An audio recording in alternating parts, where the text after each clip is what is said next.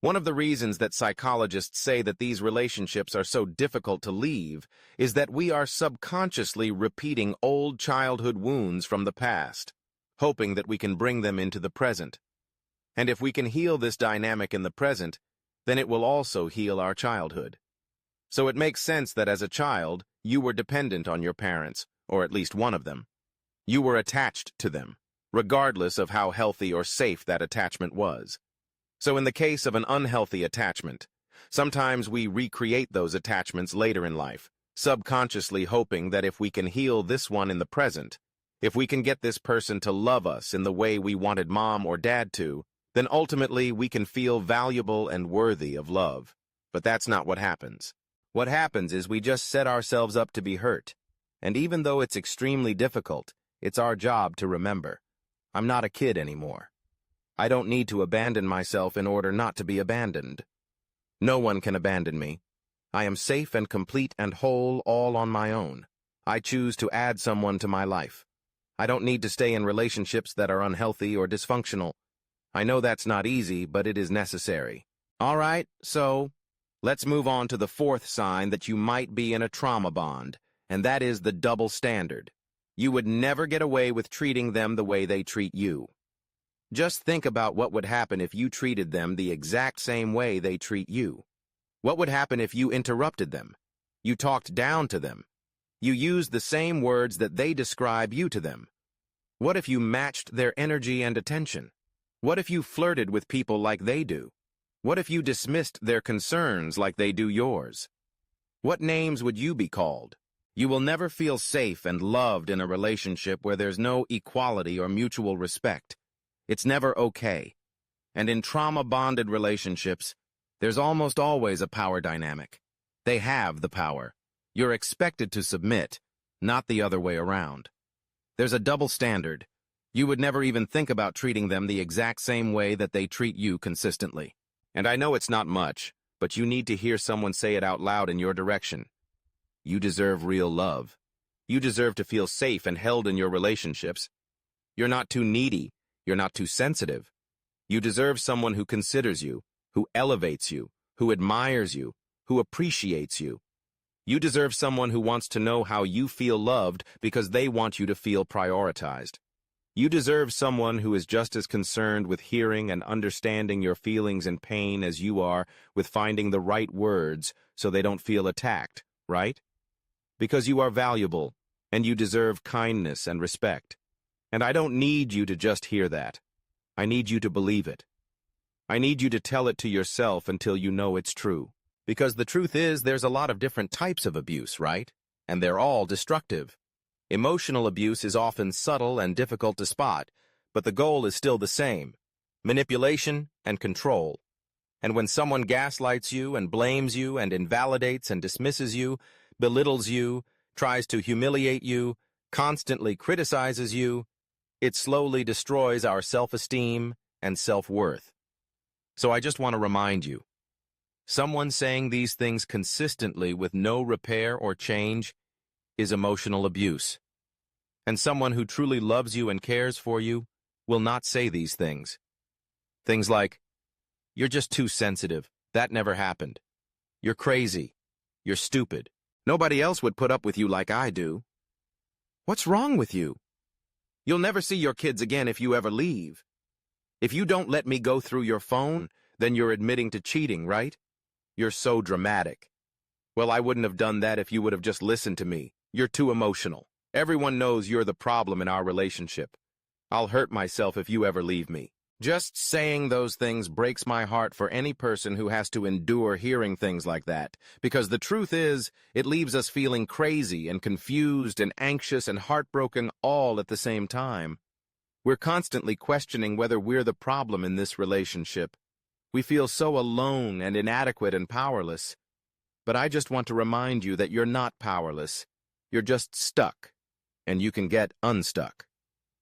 What I need you to realize in this moment is that the chronic presence of someone saying phrases like that with no repair, no accountability, that's abuse.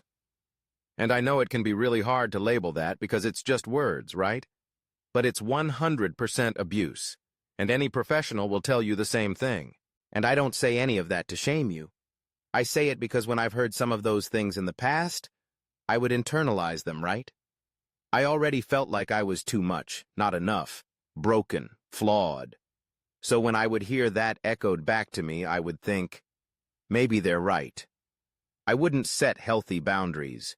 I wouldn't advocate for my needs. I wouldn't leave that dynamic. I would think maybe they're right. Maybe I am too needy, and then I would try to prove my worth and value to them, and then the cycle would just continue. And I don't want that for anyone else. That brings us to sign number 3 that you might be in a trauma bond, and that's you take all the responsibility in the relationship. The truth is, they've probably done a good job at isolating you from your friends and family, but every once in a while, information gets leaked about something that they did, and you make sure to clean it up so they don't look like the bad person. Maybe you minimize it. Maybe you justify it. Nobody's perfect. They had a rough childhood. They're working on it. They were just stressed. And we do this for a few different reasons. 1, we feel shame about the relationship baseline, right? So we're just trying to avoid those feelings or explanations to other people. But 2, it's just easier to try to justify it rather than admit how terrible it was because, once again, that just leaves us feeling more ashamed that we're even in this spot. But what ends up happening is we just end up feeling like we're getting a degree in narcissism, right? We're researching all the best ways to communicate so they don't lash out or take everything that we say as an attack. We know their triggers better than anyone, and we've gotten really good at walking on eggshells because we never know which version of them is going to walk in the door, right? So we need to be ready. And worse, we've convinced ourselves that that's loving. We think that that's consideration, but what it actually is enabling. We're doing their work for them. We're regulating their emotions for them so we can feel safe and regulated. We've become their emotional caretaker. And for me, there was even a small part that I enjoyed, that because I felt like I was needed, right? Without me, this person would completely fall apart. They would lose their job, their car, their house. I mean, they need me. But when we do the emotional labor of 2 people in a relationship, when all the repair falls on our shoulders, the result isn't peace. It's exhaustion and eventual resentment because you know deep down they're taking advantage of you. And it's not your job to teach someone else how to be a mature, healthy adult. You're saving them from the consequences of their own actions, just like mommy and daddy might have, which is perhaps why they act so entitled and narcissistic in the first place. And on that subject, let me just say, we expend so much mental energy trying to make sense of their behavior. You've spent hours researching. Are they a narcissist? Are they avoidant? What about their childhood past that I can figure out? But the truth is, it doesn't matter what they are. Stop banging your head against the wall trying to make sense of their behavior. Maybe you don't understand it because you would never treat someone that way. And I'm a very empathetic person, but I don't care that they had a rough childhood, right? We all had rough childhoods.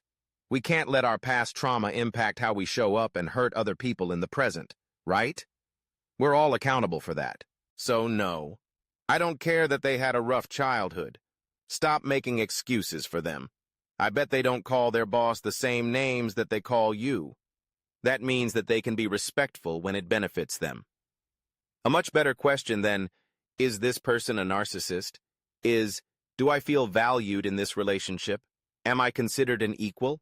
Do I feel safe and supported? Are my feelings and needs validated? Because if the answer is no, I don't care what you want to label this person as. It doesn't matter. It's not a sustainable relationship. And this is where tough love comes to you. It's your job to know that you deserve to be an equal in a relationship. You deserve to feel supported and loved and valued consistently, not randomly, right? And that's so hard to know, but that's our work.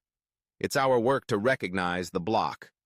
When you're sitting there saying, I know that all this stuff is true logically, but I can't leave, that's okay if that's where you are. But that's not where you need to stay. Personally, healing didn't start until I started challenging my distorted beliefs. So when I would say, I can't leave, I had to learn to stop myself and remind myself that's not actually true. I could leave.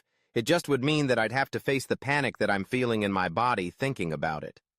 It would mean that I'd have to face the fear of potentially being single. It would mean that I would have to wrestle with the guilt of leaving them, especially when they start to say that I'm abandoning them when they need me the most.